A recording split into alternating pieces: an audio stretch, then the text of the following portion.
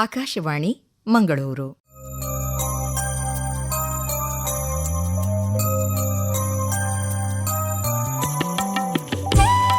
ಕಾನೂನು ಸಲಹೆ, civil criminal ವಿಷಯಗಳ ಕುರಿತಾದ ಮಾರ್ಗದರ್ಶಿ ಕಾರ್ಯಕ್ರಮ. ಇಂದಿನ ಕಾನೂನು ಸಲಹೆ ಕಾರ್ಯಕ್ರಮದಲ್ಲಿ PTCL ಆಕ್ಟ್, ಪರಿಶಿಷ್ಟ ಜಾತಿ ಮತ್ತು ಪರಿಶಿಷ್ಟ ಪಂಗಡಗಳ ಭೂಮಿ ಪರಭಾರೆ ಕಾಯ್ದೆ ಕುರಿತು ಮಾಹಿತಿಯನ್ನು ಕೇಳಲಿದ್ದೀರಿ. ಸಂಪನ್ಮೂಲ ವ್ಯಕ್ತಿಯಾಗಿ ಭಾಗವಹಿಸುವವರು ಹಿರಿಯ ವಕೀಲರಾದ ರವೀಂದ್ರನಾಥ PS ಮಂಗಳೂರು. ಸಂದರ್ಶಕರು ಪ್ರದೀಪ್ DM ಹಾವಂಜೆ.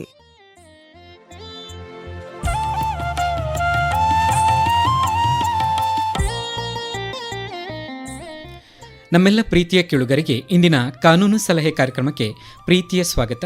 ಇಂದಿನ ಕಾನೂನು ಸಲಹೆ ಕಾರ್ಯಕ್ರಮದಲ್ಲಿ PTCL ಕಾಯ್ದೆ, ಪರಿಶಿಷ್ಟ ಜಾತಿ ಮತ್ತು ಪಂಗಡದವರ ಭೂ ಪರಭಾರೆ ಈ ವಿಚಾರದ ಬಗ್ಗೆ ಮಾಹಿತಿಯನ್ನು ನೀಡಲಿದ್ದಾರೆ ರವೀಂದ್ರನಾಥ PS, ಹಿರಿಯ ವಕೀಲರು, ಮಂಗಳೂರು.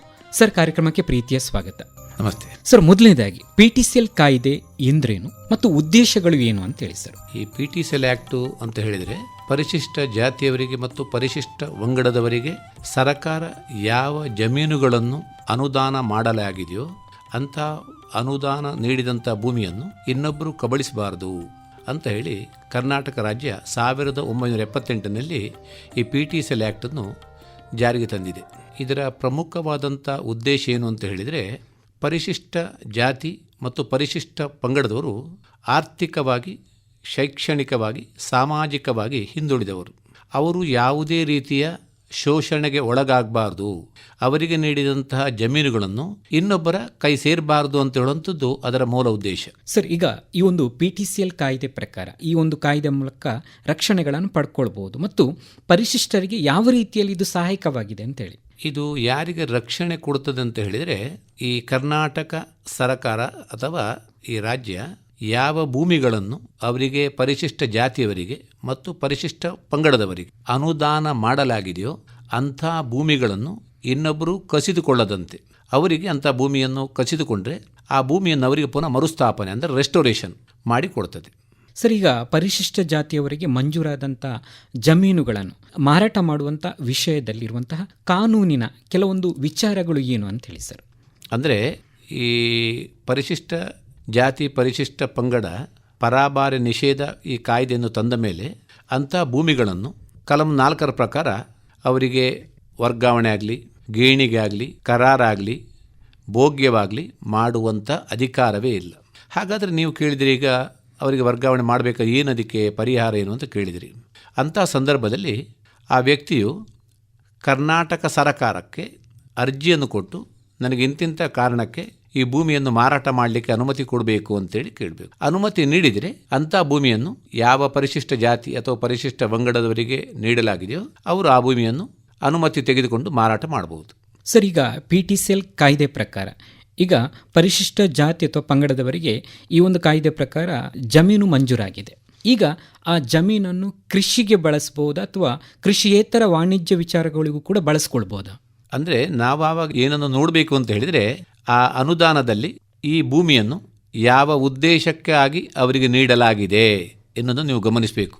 ಕೆಲವು ಸಂದರ್ಭ ಭೂಮಿಯನ್ನು ಅವನಿಗೆ ನಿವೇಶನಕ್ಕೆ ಕೊಟ್ಟಿರ್ಬೋದು, ಕೆಲವು ಸಂದರ್ಭದಲ್ಲಿ ಈ ಭೂಮಿಯನ್ನು ಅವನಿಗೆ ಕೃಷಿ ಉದ್ದೇಶಕ್ಕೆ ನೀಡಲಾಗಿರ್ಬೋದು.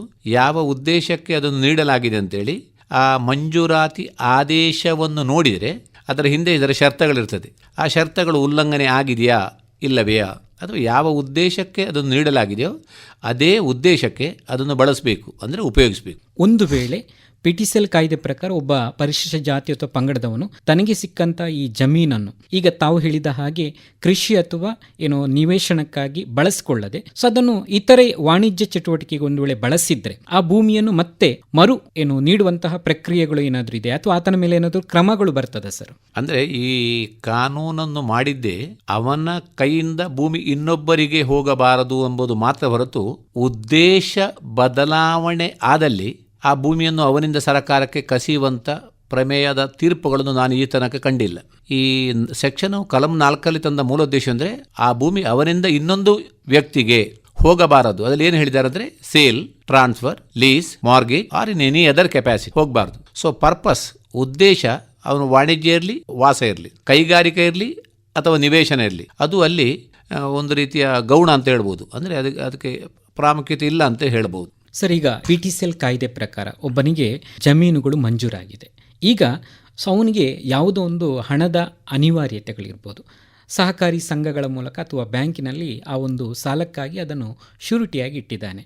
ಸೊ ಆ ಸಮಯದಲ್ಲಿ ಆ ಜಮೀನು ಪತ್ರವನ್ನು ಇಡುವಂಥ ಅರ್ಹತೆ ಆತನಿಗೆ ಇದೆಯಾ? ಜೊತೆಗೆ ಒಂದು ವೇಳೆ ಆತ ಜಮೀನು ಅಥವಾ ಇದಕ್ಕಾಗಿ RTC ಪತ್ರವನ್ನು ಸಾಲಕ್ಕಾಗಿ ಅಡಮಾನ ಇಟ್ಟಂಥ ಸಮಯದಲ್ಲಿ ಅವನಿಗೆ ಆ ಸಾಲವನ್ನು ತೀರಿಸಲಿಕ್ಕೆ ಆಗುವುದಿಲ್ಲ. ಆಗ ಬ್ಯಾಂಕಿನವರು ಅದನ್ನು ಆ ಮನೆಯನ್ನು ಅಥವಾ ಆ ಒಂದು ಜಮೀನನ್ನು ಜಪ್ತಿ ಮಾಡುವಂಥದ್ದು ಅಥವಾ ಅವರ ವಶಕ್ಕೆ ಪಡ್ಕೊಳ್ಳುವಂಥ ಅವರಿಗೇನಾದರೂ ಅಧಿಕಾರಗಳು ಇದೆ ಅಂತೇಳಿ ಸರ್. ನೀವು ಕೇಳಿದಂಥ ಪ್ರಶ್ನೆ ಸಮಂಜಸವಾದಂಥ ಪ್ರಶ್ನೆ. PTCL ಆ್ಯಕ್ಟಿನಲ್ಲಿ ಯಾವುದೇ ವ್ಯಕ್ತಿಗೆ ಯಾವ ಜಮೀನನ್ನು ಅವನಿಗೆ ಅನುದಾನ ಮಾಡಲಾಗಿದೆಯೋ ಅದೇ ಭೂಮಿಯನ್ನು ಅವನು ಬ್ಯಾಂಕು ಅಂತ ಹೇಳಿದರೆ ಯಾವ ಬ್ಯಾಂಕುಗಳು ಅಂತೇಳಿ ಅದರಲ್ಲಿ ಶೆಡ್ಯೂಲ್ಡ್ ಬ್ಯಾಂಕ್ಸ್ ಅಂತೇಳಿ ಆ ಕಾಣಿಸಿದ ಬ್ಯಾಂಕುಗಳಿಗೆ ಅಡಮಾನ ಮಾಡತಕ್ಕದ್ದು ಹೊರತು ಒಂದು ಖಾಸಗಿ ಲೇವಾದೇವಿ ಸಂಸ್ಥೆಗಳಿಗೆ ಅಥವಾ ಬ್ಯಾಂಕು ಅಂತ ಹೇಳುವಂಥ ಡೆಫಿನಿಷನ್ನ ಚೌಕಟ್ಟಿನ ಒಳಗೆ ಬಾರದಂಥ ಬ್ಯಾಂಕಿಗೆ ಅಡಮಾನ ಮಾಡಿದರೆ ಅಲ್ಲಿ ರಕ್ಷಣೆ ಇಲ್ಲ. ಆದರೆ ಶೆಡ್ಯೂಲ್ಡ್ ಬ್ಯಾಂಕ್ ಅದರಲ್ಲಿ ಡಿಫೈನ್ ಮಾಡಿದಂಥ ಬ್ಯಾಂಕುಗಳಿಗೆ ಆ ವ್ಯಕ್ತಿ ಅವನು ಕಾಯಿಲೆ ಬಿದ್ದಿದ್ದಾನೆ, ಅಡಮಾನ ಮಾಡ್ಬೋದು. ಅವನಿಗೆ ಆಸ್ತಿಯನ್ನು ಅಭಿವೃದ್ಧಿ ಮಾಡಬೇಕು, ಅಡಮಾನ ಮಾಡ್ಬೋದು. ಅಥವಾ ಅವನ ಯಾವುದೇ ಇನ್ನಿತರ ಕಾರ್ಯಗಳಿಗೆ ಅದರಲ್ಲಿ ಆ ಭೂಮಿಯನ್ನು ಅವನು ಅಡಮಾನ ಮಾಡ್ಬೋದು. ಅಂಥ ಅಡಮಾನ ಮಾಡಿ ಅವನಿಗೆ ಸಾಲದ ಹಣವನ್ನು ಕೊಡಲು ವಿಫಲನಾದಲ್ಲಿ ಅದು ಯಾವುದೇ ಕಾರಣ ಇರ್ಬೋದು. ಆ ಸಂದರ್ಭದಲ್ಲಿ ಯಾವ ಬ್ಯಾಂಕು ಸದರಿ ಆಸ್ತಿಯನ್ನು ಅಡಮಾನವಾಗಿ ಸ್ವೀಕರಿಸಿದೆಯೋ ಅದೇ ಬ್ಯಾಂಕು ಈ ಭೂಮಿಯನ್ನು ಹರಾಜಿಗೆ ತರಬಹುದು. ಈ ಹರಾಜಿಗೆ ತಂದಂಥ ಸಂದರ್ಭದಲ್ಲಿ ಆ ಭೂಮಿಯನ್ನು ಯಾವುದೇ ವ್ಯಕ್ತಿ, ಅಲ್ಲಿ ಪರಿಶಿಷ್ಟ ಜಾತಿಯಾಗಲಿ ಪರಿಶಿಷ್ಟ ಪಂಗಡ ಅಂತೆಲ್ಲ, ಯಾವುದೇ ವ್ಯಕ್ತಿ ನಮ್ಮ ದೇಶದ ಪ್ರಜೆ ಆ ಭೂಮಿಯನ್ನು ಖಂಡಿತವಾಗಿಯೂ ಖರೀದಿಸಬಹುದು. ಸರ್, ಈಗ ಈ ಒಂದು ಪರಿಶಿಷ್ಟ ಜಾತಿಯವರಿಗೆ ಸಂಬಂಧಪಟ್ಟ ಹಾಗೆ ಈ ಒಂದು PTCL ಕಾಯ್ದೆ ಪ್ರಕಾರ ಈ ಮಂಜೂರಾದಂತಹ ಭೂಮಿ ಬಗ್ಗೆ ಸಿವಿಲ್ ನ್ಯಾಯಾಲಯದ ಅಧಿಕಾರಗಳು ಮತ್ತು ಕಾನೂನುಗಳು ಏನು ಅಂತೇಳಿ ಸರ್? ಅಂದರೆ PTCL ಆ್ಯಕ್ಟ್ ಅಂತ ಹೇಳುವಂಥದ್ದೇ ಒಂದು ಸ್ಪೆಷಲ್ ಆ್ಯಕ್ಟ್, ಒಂದು ವಿಶೇಷವಾದಂಥ ಕಾಯ್ದೆ ಈ ಪರಿಶಿಷ್ಟ ಜಾತಿ ಮತ್ತು ಪರಿಶಿಷ್ಟ ಪಂಗಡದವರಿಗೆ ಮಾಡಿದ್ದಾರೆ. ಆದುದರಿಂದ ಈ ಭೂಮಿ ಅದು ಪರಿಶಿಷ್ಟ ಜಾತಿಯವರಿಗೆ ಅನುದಾನವಾದಂಥ ಭೂಮಿಯಾ ಅಲ್ಲವ ಅಂತ ಹೇಳುವಂಥದ್ದು ಅದರ ವ್ಯಾಪ್ತಿ ಅಥವಾ ಅದರ ಚೌಕಟ್ಟು ಅಥವಾ ಅದರ ಸೀಮೆ ಅದು ರೆವಿನ್ಯೂ ಕೋರ್ಟ್ಸ್ ಅಂದರೆ ಅಸಿಸ್ಟೆಂಟ್ ಕಮಿಷನರ ವ್ಯಾಪ್ತಿಗೆ ಒಳಪಟ್ಟದ್ದೇ ಹೊರತು ಸಿವಿಲ್ ಕೋರ್ಟಿನಗೆ ವ್ಯಾಪ್ತಿಗೆ ಬರುವುದಿಲ್ಲ. ಇದೇ PTCL ಆ್ಯಕ್ಟಿನಲ್ಲಿ ಒಂದು ಸೆಕ್ಷನ್ ಉಂಟು, ಏನಂತ ಹೇಳಿದ್ರೆ ಕಲಂ 11, ಅದು ಓವರ್ ರೈಡಿಂಗ್ ಇಫೆಕ್ಟ್ ಅಂತ ಹೇಳ್ತದೆ. ಈ ಕಾನೂನು ಮಾಡಿದ್ದೇ ಯಾವ ವರ್ಗದ ಜನರಿಗೆ ಮತ್ತು ಯಾವ ಭೂಮಿಗೆ ರಕ್ಷಣೆ ಕೊಡಬೇಕೋ ಆ ನಿಟ್ಟಿನಲ್ಲಿ ಸಿವಿಲ್ ಕೋರ್ಟಿನಲ್ಲಿ ಇವನು ಡಿಕ್ರಿ ಆದರೂ ಸಹ ಒಂದು ಭೂಮಿಯನ್ನು ಒಬ್ಬ ವ್ಯಕ್ತಿ ತಾನು ಅದನ್ನು ವಿರೋಧ ಅನುಭವದಿಂದ ಪಡ್ಕೊಂಡಿದ್ದೇನೆ ಕಳೆದ 30 ವರ್ಷದಿಂದ ಅಂತ ಹೇಳಿ ಅವನು ಡಿಕ್ರಿ ಪಡ್ಕೊಂಡಿದ್ದಾನೆ ಅಂತ ಇಟ್ಟುಕೊಳ್ಳಿ. ಅಲ್ಲಿ ಡಿಕ್ರಿ ಆದರೂ ಸಹ ಇವನಿಗೆ ಸ್ವಲ್ಪ ಸಮಯ ಕಳೆದ ನಂತರ ಗೊತ್ತಾಗುತ್ತೆ ನನ್ನ ಭೂಮಿಯನ್ನು ಅವನು ಡಿಕ್ರಿ ತೆಗೆದುಕೊಂಡಿದ್ದಾನೆ. ಆಗ ನೀವು ಕೇಳ್ಬೋದು, ಕೋರ್ಟಿನ ಡಿಕ್ರಿ ಈಗ ಜಾರಿಗೆ ಬರ್ತದಾ, ಅಲ್ಲ ಇವನಿಗೆ ಪುನಃ ಅರ್ಜಿಯನ್ನು ಅಸಿಸ್ಟೆಂಟ್ ಕಮಿಷನರ್ ಮುಂದೆ ಹಾಕ್ಬೋದಾ ಅಂತೇಳಿ. ಖಂಡಿತವಾಗಿಯೂ ಅಂಥ ವ್ಯಕ್ತಿ ನಿಜವಾಗಿಯೂ ಅವನು ಡಿಕ್ರಿ ತೆಗೆದುಕೊಂಡದ್ದೇ ಇವನ ಗಮನಕ್ಕೆ ಬಾರದೆ ಅಥವಾ ತೊಂದರೆ ಮಾಡಿದ್ದರೆ ಅವನು ಆ ಡಿಕ್ರಿಯನ್ನು ಗಣನೆಗೆ ತೆಗೆದುಕೊಳ್ಳದೆ ಸಹಾಯಕ ಕಮಿಷನರು ರೆವಿನ್ಯೂ ಡಿವಿಷನ್ನಲ್ಲಿ ಅರ್ಜಿ ಹಾಕಿ ಆ ಭೂಮಿಯನ್ನು ನನಗೆ ವಾಪಸ್ ಕೊಡಬೇಕು ಅಂತ ಕೇಳ್ಬೋದು. ಸರ್, ಈಗ PTCL ಕಾಯ್ದೆ ಮತ್ತು DC ಮನ್ನಾ ಭೂಮಿ ಅಂತೇಳಿ ಬರ್ತದೆ ಸರ್. ಈ ಎರಡು ನಡುವಿನ ವ್ಯತ್ಯಾಸಗಳೇನು ಅಂತೇಳಿ, ಜೊತೆಗೆ ಇದರ ನಡುವೆಯಲ್ಲಿ ಒಂದು ಅಲೆಮಾರಿ ಅವರಿಗೆ ಭೂ ಹಂಚಿಕೆಗಳನ್ನು ಮಾಡುವಂಥದ್ದು ಕೂಡ ಇದೆ. ಸೊ ಈ ಎಲ್ಲ ನಡುವಿನ ವ್ಯತ್ಯಾಸಗಳೇನು ಅಂತೇಳಿ ಸರ್? ಅಂದರೆ ಈ PTCL ಆ್ಯಕ್ಟಿನಲ್ಲಿ ಪರಿಶಿಷ್ಟ ಜಾತಿ ಮತ್ತು ಪರಿಶಿಷ್ಟ ಪಂಗಡದವರಿಗೆ ಅವರಿಗೆ ಭೂಮಿಯನ್ನು ಅನುದಾನಕ್ಕೆ ಕೊಡೋದು. ಆ ಭೂಮಿ ಅದೇ ವ್ಯಕ್ತಿ ಅದನ್ನು ಅನುಭವಿಸಿಕೊಂಡು ಬರ್ತಾನೆ, ಮಾಲಕನವನೇ ಸ್ವಾಧೀನವನು. ಆ ವ್ಯಕ್ತಿಗೆ ಕೊಡೋದಕ್ಕೆ ಗ್ರ್ಯಾಂಟೆಡ್ ಲ್ಯಾಂಡ್ ಅಂತ ಹೇಳ್ತಾರೆ, ಅನುದಾನಕ್ಕೆ ನೀಡಿದ ಭೂಮಿ.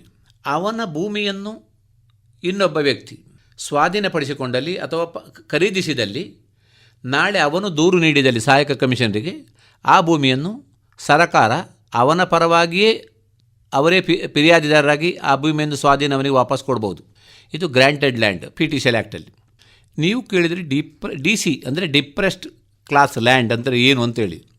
ಪರಿಶಿಷ್ಟ ಜಾತಿ ಮತ್ತು ಪರಿಶಿಷ್ಟ ಪಂಗಡದವರಿಗೆ ಅವರಿಗೆ ಯಾವುದೇ ಉದ್ದೇಶಕ್ಕಿರಲಿ ಭೂಮಿಯನ್ನು ಕಾದಿರಿಸುವುದು, ಯಾವುದೇ ಉದ್ದೇಶಕ್ಕಿರಲಿ ಅಂಥದ್ದು ನಮ್ಮ ದಕ್ಷಿಣ ಕನ್ನಡ ಜಿಲ್ಲೆ ಸಹ ನೀವು ಈಗಾಗಲೇ ತಿಳಿದಿರ್ಬೋದು. ಇಲ್ಲಿ KSR ರೋಡ್ ಹತ್ರ ಆಗಲಿ, ಇನ್ನೂ ಇತರ ಕಡೆಗಳಾಗಲಿ, ಇಲ್ಲಿ ನಮ್ಮ ದೇರೆಬೈಲು ಇದಲ್ಲೆಲ್ಲ ಈ ದಲಿತರಿಗೆ ಅಥವಾ ಪರಿಶಿಷ್ಟದವರಿಗೆ ಆ ಭೂಮಿಯನ್ನು ಅವರು ಏನು ಮಾಡಿದ್ದಾರೆ, ಉಳಿಸಿಕೊಂಡಿದ್ದಾರೆ. ಅಂಥ ಭೂಮಿಯನ್ನು ಅದು ವ್ಯಕ್ತಿಗೆ ಕೊಡೋದಲ್ಲ, ಅದು ಒಂದು ರೀತಿಯ ಕಮ್ಯುನಿಟಿಗೆ ಕೊಡುವಂಥ ಭೂಮಿಯನ್ನು ನಾಳೆ ಯಾರಾದರೂ ಒತ್ತುವರಿ ಮಾಡಿದರೆ ಒಬ್ಬ ವ್ಯಕ್ತಿ ಅದಕ್ಕೆ ಅರ್ಜಿ ಹಾಕಲಿಕ್ಕೆ ಆಗೋದಿಲ್ಲ ಅಥವಾ ಫಿರ್ಯಾದಿ ಕೊಡಲಿಕ್ಕೆ ಆಗೋದಿಲ್ಲ. ಜಿಲ್ಲಾಧಿಕಾರಿಯವರು ಅಥವಾ ಅದಕ್ಕೆ ಸಂಬಂಧಪಟ್ಟಂಥ ರೆವಿನ್ಯೂ ಅಧಿಕಾರಿಗಳು ಆ ಭೂಮಿಯಲ್ಲಿ ಯಾವುದೇ ವ್ಯಕ್ತಿಗಳು ಅಥವಾ ಹಲವಾರು ವ್ಯಕ್ತಿಗಳು ಆ ಭೂಮಿಯನ್ನು ಅಕ್ರಮವಾಗಿ ಸ್ವಾಧೀನಪಡಿಸಿಕೊಂಡು ಅನುಭವಿಸಿದಲ್ಲಿ ಅಂಥ ಭೂಮಿಯನ್ನು ವಾಪಸ್ ತೆಗೆದುಕೊಳ್ಳಲಿಕ್ಕೆ ಅಥವಾ ಹಿಂತೆಗೆದುಕೊಳ್ಳಲಿಕ್ಕೆ ಅಥವಾ ಅದನ್ನು ಅದೇ ಭೂಮಿ ಉದ್ದೇಶಕ್ಕೆ ಕಾದಿರಿಸಲಿಕ್ಕೆ ಜಿಲ್ಲಾಧಿಕಾರಿಯವರು ಅಥವಾ ಸಹಾಯಕ ಕಮಿಷನರ್ ರೆವಿನ್ಯೂ ಡಿವಿಷನ್ ಅವರೇ ಅರ್ಜಿ ಹಾಕಿ ಆ ಭೂಮಿಯನ್ನು ಹಿಂತೆಗೆದುಕೊಳ್ಬೇಕು. ಇದು ಇದಕ್ಕಿರುವಂಥ ವ್ಯತ್ಯಾಸಗಳು. ಸರ್, ಈಗ PTCL ಕಾಯ್ದೆ ಪ್ರಕಾರ ಈ ಮಂಜೂರುದಾರರು ಅಂತೇಳಿ ಬರ್ತದೆ ಸರ್. ಜೊತೆಗೆ ಈ ಒಂದು PTCL ಕಾಯ್ದೆ ಪ್ರಕಾರ ಬರುವಂತಹ ಈ ಸೆಕ್ಷನ್ 4ರ ಮಹತ್ವಗಳ ಬಗ್ಗೆ ತಾವು ತಿಳಿಸ್ಬೇಕು ಸರ್. ಅಂದರೆ ಇದೇ ನಮ್ಮ PTCL ಆ್ಯಕ್ಟಲ್ಲಿ ಗ್ರ್ಯಾಂಟೆಡ್ ಲ್ಯಾಂಡ್ ಅಂತ ಹೇಳಿದ್ರೆ ಏನು ಅಂತೇಳಿ ಅದಕ್ಕೆ ಒಂದು ನಿಯಮ ಉಂಟು. ಎಲ್ಲ ಪರಿಶಿಷ್ಟ ಜಾತಿಯವರಿಗೆ ಸೇರಿದ ಎಲ್ಲ ಭೂಮಿಗಳನ್ನು ಅದು ಗ್ರ್ಯಾಂಟೆಡ್ ಲ್ಯಾಂಡ್ ಅಂತ ಅಲ್ಲ. ಯಾವ ಭೂಮಿಯನ್ನು ಸರ್ಕಾರ ಅಥವಾ ರಾಜ್ಯ ಅಥವಾ ಸಂಬಂಧಪಟ್ಟ ಇಲಾಖೆ ಕೊಡಲಾಗಿದೆಯೋ ಆ ಭೂಮಿಯನ್ನು ಮಾತ್ರ ಗ್ರ್ಯಾಂಟೆಡ್ ಲ್ಯಾಂಡ್ ಅಂತೇಳಿ ಹೇಳ್ತಾರೆ. ಆ ಡೆಫಿನೇಷನ್ಗೆ ಅನುಗುಣವಾಗಿ ಅದಕ್ಕೆ ನಾವು ವ್ಯಾಖ್ಯಾನ ಕೊಡಬೇಕು. ಇನ್ನು ಗ್ರ್ಯಾಂಟೆಡ್ ಲ್ಯಾಂಡ್ ನಂತರ ಸೆಕ್ಷನ್ 4 ಏನು ಹೇಳ್ತಾರೆ ಅಂತಂದರೆ, ಈ ಆ್ಯಕ್ಟ್ ಬಂದದ್ದು 78. ಈ ಆ್ಯಕ್ಟು ಜಾರಿಗೆ ಬಂದ ನಂತರ ಅಂದರೆ ಅದು ಹೇಳುವುದು ಅದರ ಓಪನಿಂಗ್ ವರ್ಡೇ ಹಾಗೆ ಉಂಟು, after the commencement of this act ಅಂತ ಉಂಟು. ಈ ಕಾನೂನು ಜಾರಿಗೆ ಬಂದ ನಂತರ, ಕಾನೂನು 78ಕ್ಕೆ ಬಂದಿದೆ, ಅದರ ಮೊದಲೇ ಹಲವಾರು ಭೂಮಿಗಳು ಹಲವಾರು ಜನರಿಗೆ ಅವರಿಗೆ ಅನುದಾನ ಆಗಿದೆ. ಕಾನೂನು ಜಾರಿಗೆ ಬಂದ ನಂತರ ಹಲವಾರು ಭೂಮಿಗಳು ವ್ಯಕ್ತಿಗೆ ನೀಡಲಾಗಿದೆ. ಹಾಗಾದರೆ ಕಾನೂನು ಬರುವ ಮುಂಚೆ ಆಗಲಿ ಕಾನೂನು ಬಂದ ನಂತರ ಆದರೂ ಅಂಥ ಭೂಮಿಗಳನ್ನು ಯಾವುದೇ ವ್ಯಕ್ತಿಯು ವರ್ಗಾವಣೆ, ಭೋಗ್ಯ, ಗೇಣಿ ಅಥವಾ ಇನ್ಯಾವುದೇ ರೀತಿಯಲ್ಲಿ ಆ ಬೇರೊಬ್ಬ ವ್ಯಕ್ತಿಗೆ ವರ್ಗಾವಣೆ ಮಾಡಿದಲ್ಲಿ ಅದೇ ವ್ಯಕ್ತಿ ಕಂಪ್ಲೇಂಟು ಕೊಟ್ಟರೆ ಅವನ ಕೊಟ್ಟ ಕಂಪ್ಲೇಂಟಿನಲ್ಲಿ ಆ ಭೂಮಿಯನ್ನು ಪುನಃ ಯಾವ ವ್ಯಕ್ತಿಯಿಂದ ಅದನ್ನು ಕಸಿಯಲಾಗಿದೆಯೋ ಅವರಿಗೆ ಕೊಡಬೇಕು. ಒಂದು ಪಕ್ಷ ಆ ವ್ಯಕ್ತಿಗೆ ಗೊತ್ತಿಲ್ಲ ಅಂತ ಇಟ್ಟುಕೊಂಡ್ರೆ ಸರ್ಕಾರ ಸ್ವಯಂ ಪ್ರೇರಿತವಾಗಿ ವಾಲಂಟರಿಯಾಗಿ ಅವರ ಗಮನಕ್ಕೆ ಬಂದರೆ ಸಹಾಯಕ ಕಮಿಷನರವರೇ ಫಿರ್ಯಾದಿದಾರನ ಸ್ಥಾನದಲ್ಲಿ ನಿಂತು ಈ ಭೂಮಿಯನ್ನು ಮೊದಲಿಗೆ ಅಂದರೆ ಕಾನೂನು ಬರುವ ಮೊದಲೇ 1958 ಇರ್ಬೋದು, 48 ಇರ್ಬೋದು, 78 ಇರ್ಬೋದು, 68 ಇರ್ಬೋದು, ಆ ವ್ಯಕ್ತಿ ತೀರಿ ಹೋದಲ್ಲಿ ಅವನ ವಾರಿಸುದಾರಿಗೆ ಆ ಭೂಮಿಯನ್ನು ವಾಪಸ್ಸು ಕೊಡತಕ್ಕದ್ದು. ಒಂದು ಪಕ್ಷದ ಯಾರಿಗೆ ಕೊಡಲಾಗಿದೆ ಅಂತ ಅವರು ವಾರಿಸುದಾರ ಇಲ್ಲ ಅಂತೇಳಿದರೆ ಅಂಥ ಭೂಮಿಗಳನ್ನು ಅದೇ ವರ್ಗದ ಜನರಿಗೆ ಕೊಡತಕ್ಕದ್ದು ಅಂತೇಳಿ ಅದರಲ್ಲಿ ಅಷ್ಟು ಸ್ಪಷ್ಟವಾಗಿ ಹೇಳಿದ್ದಾರೆ. ಇದು ಸೆಕ್ಷನ್ 4 ನಮಗೆ ಸಿಗ್ತದೆ.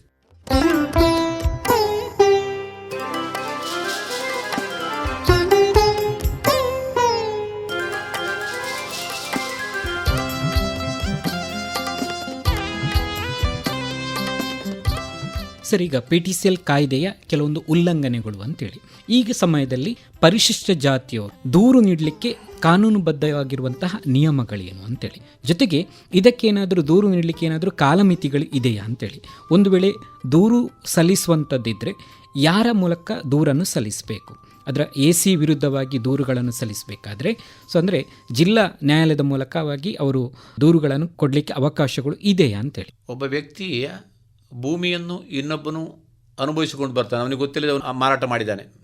ಆ ವ್ಯಕ್ತಿ ಅಸಿಸ್ಟೆಂಟ್ ಕಮಿಷನ್ ಸಹಾಯಕ ಕಮಿಷನ್ ರೆವಿನ್ಯೂ ಡಿವಿಷನಿಗೆ ಅವನು ಫಿರ್ಯಾದಿಯನ್ನು ಕೊಡತಕ್ಕ, ನನ್ನ ಭೂಮಿಯನ್ನು ನಾನು 68ನೇ ಇಸವಿಯಲ್ಲಿ ಮಾರಾಟ ಮಾಡಿದ್ದೇನೆ, ಆ ಭೂಮಿಯನ್ನು ನನಗೆ ವಾಪಸ್ ನನಗೆ ತೆಗೆದುಕೊಡಿ ಅಂತ. ಆ ಹಂತದಲ್ಲಿ ಅವನು ಹಾಗಾದ್ರೆ ಮಾಡಬೇಕಾದ್ದೇನು, ಅವನೊಂದು ಫಿರ್ಯಾದಿಯನ್ನು ಅದಕ್ಕೆ ಇಂಥದ್ದೇ ಒಂದು ಇದೇ ಚೌಕಟ್ಟಲ್ಲಿರಬೇಕು ಅಂತ ನನಗೆ ಸೇರಿದ ಭೂಮಿಯನ್ನು ಇಂಥವರಿಗೆ ವರ್ಗಾವಣೆ ಆಗಿದೆ ಅಂತ ಹೇಳುವ ಸಂಬಂಧಪಟ್ಟು ಒಂದು ಫಿರ್ಯಾದಿ, ಜೊತೆಗೆ ಅವನಿಗೇನು ಆದೇಶ ಆಗಿದೆ ಗ್ರ್ಯಾಂಟ್ ಆರ್ಡ್ರ್ ಅದನ್ನು ಮತ್ತು RTCಯನ್ನು ಇಟ್ಟರೆ ಅದರಲ್ಲಿ ಕಾಣ್ತದೆ RTC 9/11 ಇದು ನಿಮ್ಮನ ವರ್ಗದವರಿಗೆ ನೀಡಲಾಗಿದೆ ಜಮೀನು ಅಂತೇಳಿ ಕಂಡುಬರುತ್ತೆ. ಈ ಆದೇಶದ ನಕಲು ಮತ್ತು RTCಯನ್ನು ನಕಲು ಇಟ್ಟರೆ ಸಹಾಯಕ ಕಮಿಷನರೇ ಇದಕ್ಕೆ ಅಂದರೆ ಯಾವುದೇ ಒಬ್ಬ ವ್ಯಕ್ತಿ ನಮ್ಮ ದೇಶದಲ್ಲಿ ಏನು ಅಂತ ಹೇಳಿದರೆ ನೇರವಾಗಿ ಆ ಭೂಮಿಯನ್ನು ಅವನನ್ನು ತೆಗೆದುಕೊಂಡು ವಾಪಸ್ಸು ಕೊಡುವ ಪದ್ಧತಿ ಇಲ್ಲ. ಹಾಗಾದರೆ ಯಾವ ವ್ಯಕ್ತಿಯಲ್ಲಿ ಈಗದು ಕಾನೂನು ಬಾಹಿರವಾಗಿ ಆ ಭೂಮಿಯವನ ವಶದಲ್ಲಿ ಅಥವಾ ಕ್ರಮಬದ್ಧವಲ್ಲದ ಕ್ರಯಪತ್ರದ ಆಧಾರದಲ್ಲಿ ಅವನು ಅನುಭವಿಸಿಕೊಂಡಿದ್ದರೆ ಅವನಿಗೊಂದು ಶೋ ಕಾಸ್ ನೋಟಿಸ್, ಕಾರಣ ಕೇಳಿ ನೋಟಿಸ್ ಕೊಡಬೇಕು.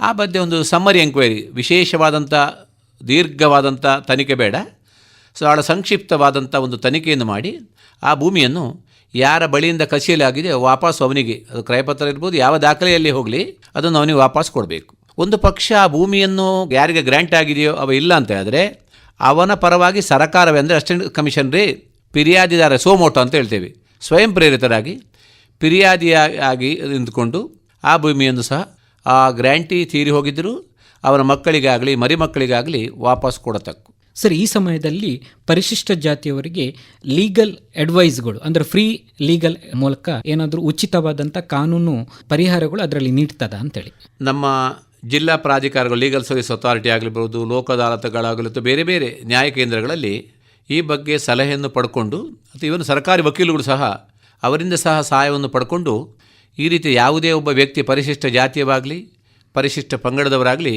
ಅವರ ಭೂಮಿ ಇನ್ನೊಬ್ಬರ ಕೈಗೆ ಹೋಗಿದ್ದಲ್ಲಿ ಅವರು ಖಂಡಿತವಾಗಿಯೂ ಯಾವುದೇ ಹಣವನ್ನು ಖರ್ಚು ಮಾಡದೆ ಈ ಕಾನೂನನ್ನು ನೆರವನ್ನು ಪಡ್ಕೊಳ್ಬೋದು, ಭೂಮಿಯನ್ನು ವಾಪಸ್ಸು ಪಡೆದುಕೊಳ್ಳಬಹುದು. ಸರ್, ಈಗ PTCL ಕಾಯ್ದೆ ಪ್ರಕಾರ ಸಂವಿಧಾನದ 46ನೇ ವಿಧಿಯಲ್ಲಿ ದುರ್ಬಲ ವರ್ಗದವರ ಹಿತರಕ್ಷಣಾ ಒಂದು ಕಾಯ್ದೆಯಡಿ ಬರ್ತದೆ. ಹಾಗಾದರೆ ಇದಕ್ಕೂ ಮತ್ತು ಹೇಗೆ ಇದರ ಒಳಪಡ್ತದೆ ಅಂತ ಹೇಳಿ ಸರ್. ಅಂದರೆ ಇದರಲ್ಲಿ ಏನಂತ ಹೇಳಿದ್ರೆ, ಈ PTCL ಆ್ಯಕ್ಟ್ ಮಾಡಿದ್ದಲ್ಲಿ ಆಗಲೇ ಕೇಳಿದರು ಕೆಲವು ಜನ, ಇದು ಆರ್ಟಿಕಲ್ 14 ಮತ್ತು 31 ಇಂತಿಂಥ ಕಾನ್ಸ್ಟಿಟ್ಯೂಷನ್ನ ಉಲ್ಲಂಘನೆ ಆಗುವುದಿಲ್ಲ ಅಂತ ಕೇಳಿದರು. ಹಾಗೆ ಹೇಳಿದರು, ಇಲ್ಲ, ಯಾಕೆ ಇದನ್ನು ಮಾಡಿದ್ದೇ ದುರ್ಬಲ ವರ್ಗದವರನ್ನು ಒಂದು ಏನು ಸಶಕ್ತರು ಮಾಡಲಿಕ್ಕೆ ಅಥವಾ ಅವರಿಗೆ ಯಾವುದೇ ರೀತಿ ಅನ್ಯಾಯ ಆಗಬಾರ್ದು ಅಂತ ಹೇಳುವಂಥ ಒಂದು ಹಿನ್ನೆಲೆಯಲ್ಲಿ ಈ ಕಾನೂನನ್ನು ಜಾರಿಗೆ ತಂದಿದ್ದಾರೆ. ಇಂದು ನೀವು ನೋಡಿರ್ಬೋದು, ಈ ಭೂಮಿಯನ್ನು ನಿಜವಾಗಿಯೂ ಇದನ್ನು ಮಾಡಿ ಏನಾಗಿದೆ ಅಂತ ಹೇಳಿದರೆ, ಇವತ್ತು ಒಂದು ನಾವು ಬದಿಯಿಂದ ನೋಡಿದರೆ ಈ ಆ್ಯಕ್ಟನ್ನು ತಂದು ವರ್ಗಾವಣೆ ಮಾಡಬಾರ್ದು ಅಂತಿದ್ರು ಸಹ ಅವರು ಪಾಪ ಏನು ಅಂದರೆ ಹಣದ ಅಡಚಣೆ ಇರ್ಬೋದು ಅಥವಾ ಇನ್ಯಾವುದೋ ಒಂದು ಕಷ್ಟದ ಸಂದರ್ಭದಲ್ಲಿ ಭಾಳ ಕಡಿಮೆ ಕ್ರಯಕ್ಕೆ ಆಸ್ತಿಯನ್ನು ಕೊಟ್ಟಿರ್ತಾರೆ. ಈ ಭೂಮಿಯನ್ನು ಕಳೆದುಕೊಂಡಂತಹ ವ್ಯಕ್ತಿ ಅದನ್ನು ಪುನಃ ವಾಪಸ್ ತೆಗೆದುಕೊಳ್ಳಲಿಕ್ಕೆ ಅದಕ್ಕೆ ಎಷ್ಟು ಸಮಯ ಬೇಕು ಅಂತ ಹೇಳಿದ ಬಗ್ಗೆ ಪ್ರಾರಂಭದಲ್ಲಿ ಈಗ ತಾವು ಕೇಳಿದ್ರಿ, ಏನು ಅಂತೇಳಿ ಕಾನೂನಿನ ಚೌಕಟ್ಟಿನೊಳಗೆ ಇಂತಿಷ್ಟು ಸಮಯದೊಳಗೆ ಅದಕ್ಕೆ ಅರ್ಜಿ ಹಾಕಬೇಕು ಅಂತ ಇರಲಿಲ್ಲ ಅಂತ ಇತ್ತು. ಆದರೆ ಕರ್ನಾಟಕ ಹೈಕೋರ್ಟ್ನವರಾಗಲಿ ಬೇರೆ ಹೈಕೋರ್ಟ್ನವರಾಗಲಿ ಸರ್ವೋಚ್ಚ ಸುಪ್ರೀಂ ಕೋರ್ಟ್ಗಳಾಗಲಿ ಯಾವುದೇ ವ್ಯಕ್ತಿಯ ಭೂಮಿಯನ್ನು ಇನ್ನೊಬ್ಬ ವ್ಯಕ್ತಿ ಕ್ರಯಪತ್ರದಾಗಲಿ ಇನ್ಯಾವುದೇ ನೋಂದಾಯಿತ ದಾಖಲೆಗಳ ಆಧಾರದಲ್ಲಿ ಅನುಭವಿಸಿಕೊಂಡು ಬರ್ತಾ ಇರುವಾಗ ಅಲ್ಲಿ ಕಾನೂನಿನ ಉಲ್ಲಂಘನೆ ಆಗಿದೆ ಅಂತ ಹೇಳಿ ಆದರೆ ರೀಸನೇಬಲ್ ಟೈಮ್ ಅಂದರೆ ಏನು ಅಂತೇಳಿ ಹೇಳಲಿಲ್ಲ. ರೀಸನೇಬಲ್ ಟೈಮ್ ಅದು ಸಾಮಾನ್ಯ ಒಂದು ವರ್ಷ 2 ವರ್ಷ 3 ವರ್ಷ ಒಳಗೆ ಆ ಬಗ್ಗೆ ಸಹಾಯಕ ಕಮಿಷನರ್ ಅವರಿಗೆ ಅರ್ಜಿಯನ್ನು ಹಾಕಿ ಆ ಭೂಮಿಯನ್ನು ವಾಪಸ್ಸು ಪಡೆದುಕೊಳ್ಬೇಕು. ಇಲ್ಲದಿದ್ದರೆ ಏನಾಗ್ತದೆ ಅಂತ ಹೇಳಿದರೆ, ಒಬ್ಬ ವ್ಯಕ್ತಿ ಸಾಮಾನ್ಯ 68ನೇ ಇಸವಿಯಲ್ಲಿ ಕ್ರಯಪತ್ರದ ಆಧಾರ ಅನುಭವಿಸಿಕೊಂಡು 78, 88, 98, 108, 118, 28, 50 ವರ್ಷಗಳನ್ನು ನಿರಂತರವಾಗಿರುವಾಗಲೂ ಇವರ ಮೇಲೆ ಯಾಕೆ ಕ್ರಮ ಕೈಗೊಳ್ಳಿಲ್ಲ? ಹಾಗಾದರೆ ಸರ್ಕಾರವು ಈ ವಿಳಂಬ ನೀತಿಯಾದ್ದರಿಂದ ಆ ವ್ಯಕ್ತಿ ಕ್ರಮಬದ್ಧವಲ್ಲದ ಕ್ರಯಪತ್ರದ ಆಧಾರದಲ್ಲೂ ಅನುಭವಿಸಿಕೊಂಡು ಬರ್ತಿರು, ಅವನಿಗೂ ತುಂಬ ತೊಂದರೆ ಆಗ್ತದೆ ಅಂತ ಹೇಳುವಂಥದ್ದನ್ನು ಈ ನ್ಯಾಯದ ತಕ್ಕಡಿಯನ್ನು ಸಮಾನವಾಗಿಟ್ಟುಕೊಂಡು ಡಿಲೇ ಡಿಫೀಟ್ಸ್ ಈಕ್ವಿಟಿ, ನಿಮ್ಮ ವಿಳಂಬವೇ ನಿಮಗೆ ನ್ಯಾಯವನ್ನು ನಮಗೆ ಕೊಡಲಿಕ್ಕೆ ಆಗುವುದಿಲ್ಲ ಅಂಥೇಳಿ ಹೇಳ್ತದೆ, ಆ ಮೂಲಕ ಕೈ ಚೆಲ್ತದೆ. ಆ ಡಿಲೇ ಡಿಫೀಟ್ಸ್ ಈಕ್ವಿಟಿ ಅಂತ ಹೇಳೋದ್ರಿಂದ ಇದಾಗ್ತದೆ. ಅದಕ್ಕೆ ಒಂದು ಏನು ಮಾಡಿದರು ಅಂತ ಹೇಳಿದರೆ, 2023ನೇ ಇಸವಿಯಲ್ಲಿ ನಮ್ಮ ಕರ್ನಾಟಕ ರಾಜ್ಯವೇ ಸರ್ಕಾರದವರೇ ಒಂದು ತಿದ್ದುಪಡಿ ತಂದು ಸೆಕ್ಷನ್ 5A ಅಂತ ಹೇಳಿದರೆ, ಮೊದಲೆಲ್ಲ ಒಬ್ಬ ವ್ಯಕ್ತಿ 90 ದಿವಸಗಳು ಅಪೀಲ್ ಮಾಡಬೇಕಾಗಿತ್ತು. ಆದರೆ ಇಲ್ಲಿ ಇವನಿಗೆ ಎಷ್ಟು ಸಮಯದೊಳಗೆ ಅಪ್ಲಿಕೇಶನ್ ಹಾಕಬೇಕು, ಅರ್ಜಿ ಹಾಕಬೇಕು ವಾಪಸ್ ಪಡ್ಕೊಳ್ಳಿಕ್ಕೆ, ಅದಕ್ಕೆ ಸಮಯವೇ ಇಲ್ಲ ಅಂಥೇಳಿ 2023ರಲ್ಲಿ ತಿದ್ದುಪಡಿ ತಂತು ಇದೇ ನಮ್ಮ ಸರ್ಕಾರ. ಆದ್ದರಿಂದ ಇಂದು ಇಂತಿಷ್ಟೇ ಸಮಯದೊಳಗೆ, ಆದರೆ 10 ವರ್ಷ 20 ವರ್ಷ 30 ವರ್ಷ ಅಂತೇಳಿ ಡಿಲೇ ಡಿಫೀಟ್ಸ್ ಈಕ್ವಿಟಿ ಅಂತ ಹೇಳುವಂಥ ಗ್ರೌಂಡಿನಲ್ಲಿ ಪರಿಶಿಷ್ಟ ಜಾತಿ ಪರಿಶಿಷ್ಟ ಪಂಗಡದವನ ಜಮೀನು ಇನ್ನೊಬ್ಬನಿಗೆ ಕೈ ಹೋಗಿದ್ದರೂ ವಿಳಂಬ ಆಗಿದೆ ಅಂತೇಳಿ ಅವನಿಗೆ ನ್ಯಾಯದಾನದ ಕೊಡಲಿಕ್ಕೆ ಆಗೋದಿಲ್ಲ ಅಂತೇಳಿ ಮಾಡಬಾರದು ಅಂತೇಳಿ ಕರ್ನಾಟಕ ಸರ್ಕಾರದವರು ತಿದ್ದುಪಡಿ ತಂದಿದ್ದಾರೆ. ಆದರೂ ನಾವು ಇತ್ತೀಚೆಗಿನ ಕರ್ನಾಟಕ ಹೈಕೋರ್ಟ್ ತೀರ್ಪುಗಳು ಇತರ ತೀರ್ಪಿದ್ರು ಎಲ್ಲೆಲ್ಲಿ ವಿಳಂಬಗಳಾಗಿದೆಯೋ ಇವತ್ತಿಗೂ ಸಹ ಈ ಕಾನೂನು ಬಂದ ನಂತರ ಸಹ ಅದು ತುಂಬ ವಿಳಂಬ ಆದಲ್ಲಿ ಅವರಿಗೆ ವಾಪಸ್ ಕೊಡಬೇಕು ಅಂತೇಳಿ ಆದೇಶ ಉಂಟು, ಇಲ್ಲ ಅಂತ ಹೇಳೋದಿಲ್ಲ, ಅವರಿಗೆ ಕೊಡಬೇಕಾಗಿಲ್ಲ ಅಂತ ಹೇಳಿದಂಥ ಉಲ್ಲೇಖವಾದಂಥ ತೀರ್ಪುಗಳು ತುಂಬ ಇದೆ. ಸರ್, ಈಗ PTCL ಕಾಯ್ದೆ ಪ್ರಕಾರ ಈಗ ಒಬ್ಬರು ಜಮೀನನ್ನು ಪಡಿಲಿಕ್ಕೆ ಅರ್ಜಿಯನ್ನು ಸಲ್ಲಿಸುವಂತಹ ಪ್ರಕ್ರಿಯೆಗಳು ಹೇಗೆ ಸರ್? ಒಬ್ಬ ಪರಿಶಿಷ್ಟ ಜಾತಿಯವನಿಗೆ ಯಾವುದೇ ರೀತಿಯಲ್ಲಿ ಭೂಮಿಗಳಿಲ್ಲ, ಆತನು ತನಗೂ ಕೂಡ PTCL ಕಾಯ್ದೆ ಪ್ರಕಾರ ಜಮೀನುಗಳು ಬೇಕು ಅಂತ ಹೇಳಿದಾಗ ಆಗ್ತಾ ಹೇಗೆ ಅರ್ಜಿಯನ್ನು ಸಲ್ಲಿಸಬೇಕು? ಜೊತೆಗೆ PTCL ಕಾಯ್ದೆ ಜಮೀನನ್ನು ಯಾರು ಮಂಜೂರು ಮಾಡ್ತಾರೆ ಅಂತ ಹೇಳಿ. PTCL ಆ್ಯಕ್ಟ್ ಮಾಡಿದ್ದು ಪರಿಶಿಷ್ಟ ಜಾತಿ ಮತ್ತು ಪರಿಶಿಷ್ಟ ಪಂಗಡದ ಭೂಮಿ ಕೊಡಬೇಕು ಅಂತೇಳಿ ಮಾಡಿದ್ದಲ್ಲ. ಪರಿಶಿಷ್ಟ ಜಾತಿ ಮತ್ತು ಪರಿಶಿಷ್ಟ ಪಂಗಡದವರಿಗೆ ಈಗಾಗಲೇ ನೀಡಿದಂಥ ಜಮೀನುಗಳು ಇನ್ನೊಬ್ಬರ ಕೈಗೆ ಹೋಗಿದ್ದಲ್ಲಿ ದಾಖಲೆಗಳ ಮೂಲಕ ಅಂಥ ಭೂಮಿಗಳನ್ನು ಅವನಿಗೆ ವಾಪಸ್ಸು ಕೊಡತಕ್ಕದ್ದು ಅಂತ ಹೇಳಿ ಮಾಡಿದ್ದು ಅದರ ಘನ ಉದ್ದೇಶ. ವ್ಯಕ್ತಿಗೆ ಭೂಮಿ ಬೇಕು ಅಂತ ಹೇಳಿ ಆದರೆ ಇದಕ್ಕಿಂತ ಮೊದಲು ನೀವು ಉಲ್ಲೇಖಿಸಿರಿ, ಡಿಪ್ರೆಸ್ಡ್ ಕ್ಲಾಸ್ ಲ್ಯಾಂಡ್, ಯಾವ ಭೂಮಿಗಳನ್ನು ನಿಮ್ಮನ ವರ್ಗದವರಿಗೆ ಅದನ್ನು ಕಾದಿರಿಸಲಾಗಿದೆಯೋ ಅಂಥ ಭೂಮಿಗಳಲ್ಲಿ ನನಗೆ ಇಂತಿಷ್ಟು ಭೂಮಿಯನ್ನು ನನಗೆ ಕೊಡಬೇಕು. ಯಾವ ಉದ್ದೇಶಕ್ಕಿರ್ಬೋದು, ಅವ ನಾಳೆ ಒಂದಲ್ಲಿ ಶೈಕ್ಷಣಿಕವಾದಂಥ ಇರ್ಬೋದು, ಅಥವಾ ವಾಸಕ್ಕಿರ್ಬೋದು, ಕೈಗಾರಿಕೆಗಿರ್ಬೋದು, ಅಥವಾ ಇನ್ನಿತರ ಯಾವುದೇ ಉದ್ದೇಶಗಳಿಗೆ ಅದಲ್ಲಿ ಕೊಡಬೇಕು ಅಂತೇಳಿ ಕೇಳ್ಬೋದು. ಅದರ ಉದ್ದೇಶ ಏನಂತಂದರೆ ನೀಡಿದಂಥ ಜಮೀನನ್ನು ರಕ್ಷಣೆ ಯಾವ ರೀತಿಯಲ್ಲಿ ಮಾಡ್ಬೋದು ಅಂತೇಳಿ ಆ ಕಾಯ್ದೆಯ ಮೂಲ ಉದ್ದೇಶ. ಸರ್, ಈಗ PTCL ಕಾಯ್ದೆ 2023ರಲ್ಲಿ ತಿದ್ದುಪಡಿ ಮಾಡಲಾಗಿದೆ. ಯಾವೆಲ್ಲ ವಿಚಾರಗಳನ್ನು ತಿದ್ದುಪಡಿಗೆ ಒಳಪಡಿಸಲಾಗಿದೆ ಅಂತೇಳಿ ಸರ್? ಕೇವಲ ಅಪೀಲು ಮಾಡಲಿಕ್ಕೆ 90 ದಿವಸ ಅಂತ ಇತ್ತು. ಯಾವುದೇ ಒಂದು ಸೆಕ್ಷನ್ 4ರಲ್ಲಿ ಯಾವ ಭೂಮಿಗಳನ್ನು ಪರಿಶಿಷ್ಟ ಜಾತಿಯ ಭೂಮಿಗಳನ್ನು ಅವನು ವರ್ಗಾವಣೆ ಮಾಡಿರ್ತಾನೆ, ಆ ಭೂಮಿಯನ್ನು ಅವನಿಗೆ ಅಸಿಸ್ಟೆಂಟ್ ಕಮಿಷನರವರು ತನಿಖೆ ಮಾಡಿ ಅದು ಗ್ರ್ಯಾಂಟೆಡ್ ಲ್ಯಾಂಡ್ ಹೌದಾ ಅಲ್ವಾ ಅಂತೇಳಿ, ಹೌದು ಅಂತೇಳಿ ಅವರ ಅಭಿಪ್ರಾಯಕ್ಕೆ ಬಂದು ಆದೇಶ ಮಾಡಿದರೆ ಅದರಿಂದ ಬಾಧಿತನಾದ ವ್ಯಕ್ತಿ 90 ದಿವಸದೊಳಗೆ ಅಪೀಲು ಮಾಡಬೇಕಾಗಿತ್ತು. ಅದೇ ಸಹಾಯಕ ಕಮಿಷನರವರು ಈ ಭೂಮಿ ಇದು ಪರಿಶಿಷ್ಟ ಜಾತಿ ಮತ್ತು ಪರಿಶಿಷ್ಟ ಪಂಗಡದ ನೀಡಿದ ಜಮೀನು ಹೌದಲ್ವ ಅಂತೇಳಿ ನನಗೆ ಸಂಶಯ ಇದೆ ಮತ್ತು ಇದರಲ್ಲಿ ಯಾವುದೇ ಉಲ್ಲಂಘನೆ ಆಗಿಲ್ಲ ಅಂತ ಆದರೆ ಹಾಗಾದರೆ ಯಾವ ಭೂಮಿ ಗ್ರ್ಯಾಂಟೆಡ್ ಆಗಿದೆ ಅವನಿಗೆ ಅಪೀಲ್ ಮಾಡಲಿಕ್ಕೆ ಅವಕಾಶ ಇರಲಿಲ್ಲ. ಮೊದಲು 92-93ನೇ ಇಸ್ವಿಯಲ್ಲಿ ಈ ಒಂದು ವಿಚಾರವನ್ನು ಸಹ ಸರ್ಕಾರ ಗಮನದಲ್ಲಿಟ್ಟುಕೊಂಡು 92-93ರಲ್ಲಿ ತಿದ್ದುಪಡಿ ತಂದರು. ಅಂದರೆ ಮೊದಲು ಅಪೀಲು ಮಾಡಲಿಕ್ಕೆ ಅವಕಾಶ ಇದ್ದದ್ದು ಯಾವ ವ್ಯಕ್ತಿಯಲ್ಲಿ ಅಕ್ರಮವಾಗಿ ಕಾನೂನು ಬಾಹಿರವಾಗಿ ಭೂಮಿ ಇಟ್ಟುಕೊಂಡು ಅವ ಬಿಡಬೇಕು, ಭೂಮಿಯನ್ನು ವಾಪಸ್ ಕೊಡಬೇಕು ಅಂದರೆ ಅವನಿಗೆ ಅಪೀಲ್ ಮಾಡಲಿಕ್ಕಿತ್ತು, ಗ್ರ್ಯಾಂಟಿಗೆ ಅವಕಾಶ ಇರಲಿಲ್ಲ. 93ನೇ ಇಸ್ವಿಯಲ್ಲಿ ಆ ವ್ಯಕ್ತಿಗೂ ಸಹ ಒಂದು ಅಪೀಲ್ ಮಾಡಲಿಕ್ಕೆ ಅವಕಾಶ ಮಾಡಿಕೊಟ್ಟು ಈ 5A ಏನು ಮಾಡಿದರು ಅಂತೇಳಿದರೆ, ಒಬ್ಬ ವ್ಯಕ್ತಿಗೆ 50ನೇ ಇಸ್ವಿಯಲ್ಲಿ ಅವನಿಗೆ ಭೂಮಿ ಸರ್ಕಾರ ಕೊಟ್ಟಿರ್ಬೋದು, ಆದರೆ ಅವನಿಗೆ 2000 ಇಸವಿಯವರೆಗೆ ಅಥವಾ 2026 ಇವತ್ತಿನ ನಾವು ವರ್ತಮಾನ ಕಾಲದಿದ್ದೇವೆ ಇಲ್ಲಿವರೆಗೆ ಗೊತ್ತಾಗಲಿಲ್ಲ ಅಂತ ಇಟ್ಟುಕೊಳ್ಳಿ. ಹಾಗಾದರೆ 76 ವರ್ಷ ಆಯಿತು. ಈ ಭೂಮಿಯನ್ನು ನಾನಿನ್ನು ಕೇಳಲಿಕ್ಕೆ ಡಿಲೇ ಡಿಫೀಟ್ಸ್ ಈಕ್ವಿಟಿ ಅಂತ ಹೇಳುವಂಥದ್ದು ಅವನಿಗೆ ತೊಂದರೆ ಆಗಬಾರ್ದು. ಅದಕ್ಕೋಸ್ಕರ ಸೆಕ್ಷನ್ 5A ತಿದ್ದುಪಡಿ ತಂದರು. ಅದರಲ್ಲಿ ಯಾವುದೇ ಟೈಮ್ ಲಿಮಿಟೇ ಇಲ್ಲ ಅಂತ ಹೇಳುವಂಥ ವಿಚಾರವನ್ನು ಸರ್ಕಾರ ತಂದಿದೆ. ಇದು 2023ರಲ್ಲಿ. ಸರ್, ಈಗ PTCL ಕಾಯ್ದೆ ನಮಗೆ ಈ ಕಡೆ ದಕ್ಷಿಣ ಕನ್ನಡ ಮತ್ತು ಉಡುಪಿ ಜಿಲ್ಲೆಯವರಿಗೆ ಇದರ ಒಂದು ವಿಚಾರಗಳು ಒಂದಿಷ್ಟು ತಿಳುವಳಿಕೆಗಳು ಸ್ವಲ್ಪ ಕಡಿಮೆ ಇರ್ಬೋದು. ಆದರೆ ನಮ್ಮ ಉತ್ತರ ಕರ್ನಾಟಕ ಕಡೆ ಹೋದಾಗ PTCL ಕಾಯ್ದೆಯ ಭೂಮಿ ವಂಚಿತರ ಒಂದು ಹೋರಾಟಗಳು ಯಥೇಚ್ಛವಾಗಿ ಕೇಳಿ ಬರ್ತಾ ಇದೆ. ಸೊ ಅವರದ್ದು ಅನೇಕ ರೀತಿಯ ಒಂದು ಬೇಡಿಕೆಗಳಿದೆ. ಜೊತೆಗೆ ಅವರಲ್ಲಿರುವಂತಹ ಈ ಕಾಯ್ದೆಯ ಒಳ ವಿಚಾರಗಳ ಬಗ್ಗೆ ಅವರು ಒಂದಿಷ್ಟು ಹೋರಾಟಗಳನ್ನು ಪದೇ ಪದೇ ಮಾಡ್ತಾ ಇದ್ದಾರೆ. ಮುಖ್ಯವಾಗಿ ಜಮೀನುಗಳನ್ನು ಭೂಗಳ್ಳರ ಪರವಾಗಿ ಮಾರಾಟ ಮಾಡಲಾಗಿದೆ ಮತ್ತು ಮೂಲ ಮಂಜೂರುದಾರರಿಗೆ ಮತ್ತು ವಾರಸುದಾರರಿಗೆ ಭೂಮಿಯನ್ನು ಮರುಸ್ಥಾಪಿಸಬೇಕು.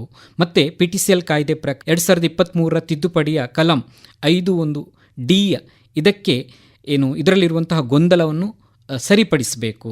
ಸೊ ಹಾಗೆ ಕಲಂ 3(1)Bಗೆ ಏನು ಮಾಡಬೇಕು, ಎಲ್ಲವನ್ನು ಕೂಡ ಒಳಪಡಿಸಬೇಕು. ಈ ರೀತಿಯ ಹೋರಾಟಗಳು ಮತ್ತು ಈ ರೀತಿಯ ಬೇಡಿಕೆಗಳು ಬರ್ತಾ ಇದೆ ಸರ್. ಇದರ ಬಗ್ಗೆ ತಾವು ದಯವಿಟ್ಟು ಮಾಹಿತಿ ನೀಡಬೇಕು. ಅಂದರೆ ಈ ದಕ್ಷಿಣ ಕನ್ನಡ ಆಗಲಿ, ಉಡುಪಿಯಲ್ಲಿ ಆಗಲಿ, ಉತ್ತರ ಕನ್ನಡದಲ್ಲಿ ಆಗಲಿ, ಅಂದರೆ ಇಲ್ಲಿ ಭೂಮಿಗಳು ಬಹಳಷ್ಟು ಕಡಿಮೆ ಭೂಮಿಗಳು ಅವರಿಗೆ ಅನುದಾನವಾಗಿದೆ. ಅಂದರೆ ಪರಿಶಿಷ್ಟ ಜಾತಿಯವರಿಗೆ ಸೇರಿದ ಎಲ್ಲ ಭೂಮಿಗಳು ಗ್ರ್ಯಾಂಟೆಡ್ ಲ್ಯಾಂಡ್ ಅಲ್ಲ. ಯಾವ ಭೂಮಿಯನ್ನು ಸರಕಾರ ಅವರಿಗೆ ಅನುದಾನ ನೀಡಲಾಗಿದೆಯೋ ಅದರಲ್ಲಿ ಉಂಟು ಏನಂತಂದರೆ ಅಪ್ಸೆಟ್ ಪ್ರೈಸಿಗ ಅಥವಾ ಏನೂ ಅಪ್ಸೆಟ್ ಪ್ರೈಸ್ ಇಲ್ಲದೆಯೋ ಅಂತ ಹೇಳೋದು ಸಹ ಒಂದು ಅಂಶವನ್ನು ಗಣನೆಗೆ ತೆಗೆದುಕೊಳ್ಬೇಕಾಗ್ತದೆ. ಇಲ್ಲಿ ಆ ನೀತಿಯಲ್ಲಿ ನೀಡಿದಂಥ ಭೂಮಿಗಳು ಬಹಳ ಕಡಿಮೆ. ಉಡುಪಿ ಜಿಲ್ಲೆಯಲ್ಲೂ ಆಗಲಿ ಅಥವಾ ಇನ್ನಿತರ ಜಿಲ್ಲೆಗಳಲ್ಲಿ, ಅದೇ ನಿಮ್ಮ ಬೆಂಗಳೂರು ಮತ್ತು ಇನ್ನಿತರ ಈಗ ನೀವು ಹೇಳಿದಂಥ ಜಿಲ್ಲೆಗಳಲ್ಲಿ ಅಲ್ಲಿ ಅಂಥ ಭೂಮಿಗಳು ಅಂದರೆ ಅನುದಾನ ನೀಡಿದಂಥ ಭೂಮಿಗಳು ತುಂಬ ಇದೆ. ಆದರೆ ಇವತ್ತೇನು ನಗರ ಪ್ರದೇಶಗಳಲ್ಲಿ ಏನೇನು ಆಗ್ತಾ ಇದೆ ಅಂತ ಹೇಳಿದರೆ, ಈ ಭೂಮಿಗಳು ಅವರು 5-10 ವರ್ಷ ಕಾನೂನಿನ ಅರಿವಿಲ್ಲದೆಯೋ ಅದನ್ನು ಮಾರಾಟ ಮಾಡ್ತಾರೆ. ಮಾರಾಟ ಮಾಡಿದ ನಂತರ ಅವನೊಂದು 5 ವರ್ಷ ಇಟ್ಕೊಳ್ತಾನೆ, ಅವನು 5 ವರ್ಷ ಕಳೆದ ನಂತರ ಮಾರಾಟ ಮಾಡ್ತಾನೆ. ಅದೇ ಪ್ರಕಾರ ಈ ಭೂಮಿಗಳು ಯಾವ ಭೂಮಿಗಳು ಪ್ರಾರಂಭದಲ್ಲಿ ಅನುದಾನ ನೀಡಲಾಗಿದ್ದಂಥ ಭೂಮಿಯ ಸರ್ಕಾರದಿಂದ ಅದೇ ಭೂಮಿಗಳು ಅದರ ಸ್ವರೂಪವನ್ನು ಕಳ್ಕೊಂಡು ಅದು ವರ್ಗ ಭೂಮಿಗಳಾಗಿ ಮಾರ್ಪಾಡಾಗ್ತದೆ. ಅಂದರೆ 4-5 ಜನರಿಗೆ ಅದು ವರ್ಗಾವಣೆ ಆಗುವಾಗ ಅದು ಒಂದು ಎಬ್ಸಲ್ಯೂಟ್ ಪ್ರಾಪರ್ಟಿ, ಅಂದರೆ ಯಾವುದೇ ಒಂದು ಮಾಲಕತ್ವದ ಆಸ್ತಿಯ ಒಂದು ಸ್ವರೂಪವನ್ನು ತಾಳ್ಕೊಂಡು ಅಲ್ಲಿ ವಾಣಿಜ್ಯ ಕಟ್ಟಡಗಳಿರ್ಬೋದು ಅಥವಾ ಇನ್ನಿತರ ವಸತಿ ಸಂಕೀರ್ಣಗಳಿರ್ಬೋದು ಅಥವಾ ಇನ್ನಿತರ ದೊಡ್ಡ ನಗರವಾಗಿ ಅದು ಮಾರ್ಪಾಡಾಗ್ತದೆ. ಈ ನಿಟ್ಟಿನಲ್ಲಿ ಇಂದು ನಾವು ಯಾಕಂದರೆ ಹೇಳಿದರೆ ಇಂದು ಎಲ್ಲ ವರ್ಗದ ಜನರು, ಅಂದರೆ ಈ ವಿದ್ಯೆ ಅಂತ ಹೇಳುವಂಥದ್ದು ಅದು ಎಲ್ಲ ವರ್ಗದ ಜನರು ಹೆಚ್ಚೆಚ್ಚು ಆ ಒಂದು ನಿಟ್ಟಿನಲ್ಲಿ ಒಲವನ್ನು ಕೊಟ್ಟುಕೊಂಡು ಅವರು ವಿದ್ಯಾವಂತರು ಆದ ಕಾರಣ ಎಲ್ಲೆಲ್ಲಿ ಈ ಭೂಮಿಗಳು ಭೂ ಕಳ್ಳರ ಬಳಿ ಅಥವಾ ಸ್ವಾಧೀನದಲ್ಲಿದೆಯೋ ಆ ನಿಟ್ಟಿನಲ್ಲಿ ದೊಡ್ಡ ಹೋರಾಟಗಳು ಆಗ್ತಾ ಉಂಟು. ಭೂಮಿಯನ್ನು ಅವರು ವಾಪಸ್ಸು ಪಡಲಿಕ್ಕೆ ಪ್ರಯತ್ನ ಮಾಡ್ತಾ ಇದ್ದಾರೆ. ಸರ್ಕಾರವು ಅದಕ್ಕೆ ಕಾನೂನಿನಲ್ಲೂ ಸಹ ಅವರಿಗೆ 5A ಹೇಳಿದಾಗೆ ಅಥವಾ ಇನ್ನಿತರ ನಾನೀಗ ಹೇಳಿದಾಗೆ ಗ್ರ್ಯಾಂಟಿಗೆ ಸಹ ಅಪೀಲ್ ಮಾಡಲಿಕ್ಕೆ ಅವಕಾಶ ಮಾಡಿಕೊಟ್ಟು ಅವರಿಗೆ ಸಹಾಯ ಮಾಡ್ತಾ ಉಂಟು. ಸರ್, ಕೊನೆಯದಾಗಿ ಈಗ PTCL ಕಾಯ್ದೆ ಪರಿಶಿಷ್ಟ ಜಾತಿ ಮತ್ತು ಪಂಗಡದವರ ಈ ಭೂಮಿಯ ಪರಬಾರೆಯ ವಿಚಾರಗಳಲ್ಲಿ ಈ ಪರಿಶಿಷ್ಟ ಜಾತಿಯವರಿಗೆ ಸರ್ಕಾರ ನೀಡಿದಂಥ ಒಂದು ಒಳ್ಳೆಯ ಅವಕಾಶಗಳು, ಹಾಗಾಗಿ ಈ ವಿಚಾರಗಳು ಬಂದಾಗ ಅವರು ಈ ಒಂದು ಕಾಯ್ದೆಯ ಪ್ರಕಾರ ತಮ್ಮ ಬದುಕುವ ಹಕ್ಕುಗಳನ್ನು ಗೌರವಿತವಾಗಿ ಬದುಕುವಂಥ ಹಕ್ಕಿನ ಜೊತೆಗೆ ತಾವು ಉತ್ತಮ ರೀತಿಯಲ್ಲಿ ಬಾಳು ನಡೆಸುವಂತಹ ಈ ಭೂಮಿಯನ್ನು ಯಾವ ರೀತಿಯಲ್ಲಿ ಕಾಪಾಡಿಕೊಳ್ಬೇಕು ಒಂದು. ಎರಡನೇದಾಗಿ, ಒಂದು ವೇಳೆ ಈ ರೀತಿಯ ಗೊಂದಲಗಳು ಇದ್ದಾಗ ಅವರು ಯಾರನ್ನು ಭೇಟಿಯಾಗಬೇಕು, ಅಂದರೆ ಕಾನೂನು ಯಾವ ರೀತಿಯಾಗಿ ಸಲಹೆಗಳನ್ನು ಪಡ್ಕೊಳ್ಬೇಕು. ಹಾಗಾಗಿ ಒಟ್ಟಾರೆಯಾಗಿ PTCL ಕಾಯ್ದೆಯ ಎಲ್ಲ ವಿಚಾರಗಳನ್ನು ತಾವು ತಿಳಿಸಬೇಕು ಸರ್. ಅಂದರೆ ಈ ಭೂಮಿಯನ್ನು, ಈ ಅನುದಾನ ನೀಡಲಾಗಿದ್ದ ಭೂಮಿಯನ್ನು ಪರಿಶಿಷ್ಟ ಜಾತಿಯವರಾಗಲಿ ಪರಿಶಿಷ್ಟ ಪಂಗಡದವರಾಗಲಿ ಯಾವುದೇ ಒಂದು ಕಾನೂನಿನ ಸಲಹೆ ಪಡೆಯದೆ, ಅಂದರೆ ವಕೀಲರ ಮೂಲಕ ಇರ್ಬೋದು ಅಥವಾ ಕಾನೂನಿನ ಅನುಭವ ಇರುವಂಥ ಅವರದೇ ಪಂಗಡದಲ್ಲಿದ್ದವಂತಹ ಸಹಾಯವನ್ನು ಪಡೆಯದೆ ಇವು ಭೂಮಿಯನ್ನು ಯಾವುದೇ ರೀತಿಯಲ್ಲಿ ಅವರು ವರ್ಗಾವಣೆ ಮಾಡಬಾರ್ದು. ಇದು ನನ್ನ ಒಂದು ಅರಿಕೆ. ಹಾಗಾದರೆ ಅವರಿಗೆ ನಿಜವಾಗಿಯೂ ಮಾರಬೇಕು ಅಂತ ಹೇಳುವಂಥ ಉದ್ದೇಶ ಉಂಟು. ಅದು ಯಾವುದೇ ಕಾರಣಗಳು ಹಲವು ಇರ್ಬೋದು. ಅಂಥ ಸಂದರ್ಭದಲ್ಲಿ ಅವರು ನುರಿತ ವಕೀಲರುಗಳ ಮೂಲಕ ಆಗಲಿ ಅಥವಾ ಕಾನೂನಿನ ಯಾರಿಗೆ ಜ್ಞಾನ ಉಂಟು ಅಥವಾ ಅವರದ್ದೇ ಒಂದು ಕಮ್ಯುನಿಟಿ, ಅಂದರೆ ಇಂದು ತುಂಬ ಅವರದ್ದು ಸಂಘ ಸಂಸ್ಥೆಗಳಿದೆ, ಆ ಸಂಘ ಸಂಸ್ಥೆಗಳ ಮೂಲಕವೇ ಅದನ್ನು ಮಾರಾಟ ಮಾಡಿದರೆ ಅವರಿಗೂ ಯೋಗ್ಯ ಪ್ರತಿಫಲ ಸಿಗ್ತದೆ. ಅವರು ಅದರ ಯಾವ ಉದ್ದೇಶಕ್ಕೆ ಈ ಕಾನೂನು ಮಾಡಲಾಗಿದೆಯೋ ಸರ್ಕಾರದ ಅನುಮತಿ ಪಡ್ಕೊಂಡು ಮಾರಾಟ ಮಾಡಿದರೆ ಅವರಿಗೂ ಅದಕ್ಕೆ ಯೋಗ್ಯವಾದಂಥ ಮಾರುಕಟ್ಟೆ ದರ ಸಿಗ್ತದೆ.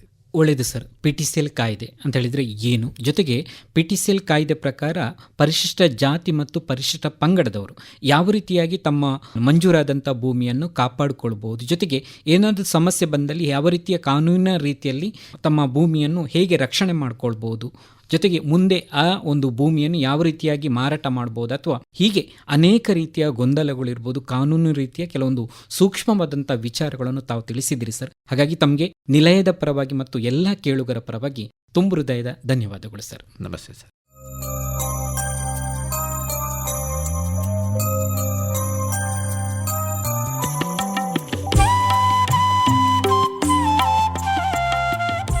ಇದುವರೆಗೆ ಕಾನೂನು ಸಲಹೆ ಕಾರ್ಯಕ್ರಮದಲ್ಲಿ PTCL ಆಕ್ಟ್ ಪರಿಶಿಷ್ಟ ಜಾತಿ ಮತ್ತು ಪರಿಶಿಷ್ಟ ಪಂಗಡಗಳ ಭೂಮಿ ಪರಭಾರೆ ಕಾಯ್ದೆ ಕುರಿತು ಮಾಹಿತಿಯನ್ನು ನೀಡಿದವರು ಹಿರಿಯ ವಕೀಲರಾದ ರವೀಂದ್ರನಾಥ PS ಮಂಗಳೂರು. ಸಂದರ್ಶಕರು ಪ್ರದೀಪ್ DM ಹಾವಂಚೆ. ಇದು ಇಂದಿನ ಕಾನೂನು ಸಲಹೆ ಕಾರ್ಯಕ್ರಮ. ಮತ್ತೆ ಮುಂದಿನ ಕಾರ್ಯಕ್ರಮದಲ್ಲಿ ಭೇಟಿಯಾಗೋಣ. ನಮಸ್ಕಾರ.